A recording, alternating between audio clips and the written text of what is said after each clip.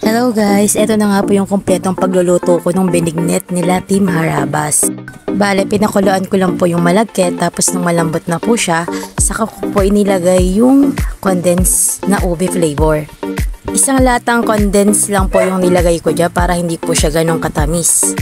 Nung nalagay ko na po, hinalo-halo ko lang po siya hanggang sa maging color violet na po lahat.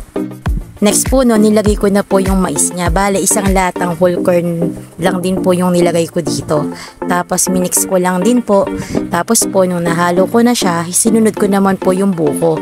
Bale, itong buko po, 2 piraso lang po ito. Tapos yung sabaw po nito, naisama ko na rin po dito. Bale, sa buko po, pumili po kayo ng mura pa. Huwag po yung paniyog na para po mas masarap po siya, hindi po siya matigas. Nung nahalo ko na po yung buko, saka ko po isinunod yung langka. Bale, itong langka, 5 piraso lang po itong inilagay ko dito. Hiniwa-hiwa ko lang po.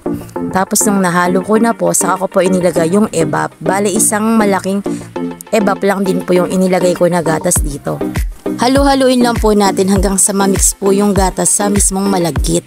Saka ko po inilagay yung sago. Bali yung sago po na to, 20 pesos lang po lahat to, pero ang dami na.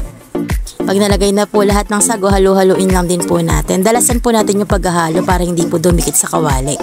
Bali dito po, nag-add din po ako ng konting asukal kasi medyo matabang pa po siya. Depende na po yan sa tamis na gusto ninyo. Bali, nag-add pa po ako dito ng natira pa na gatas dun sa evap. Halu-haluin lang po natin siya hanggang sa makuha po natin yung tamang lapot na gusto po natin. Try nyo na din po ito mga ka-reels. Masarap po ito pang merienda, lalo-lalo na po pag meron tayong bisita. At ayan na nga po, luto na po ang ating merienda, luto na po ang ating binignet ala Team Harabas.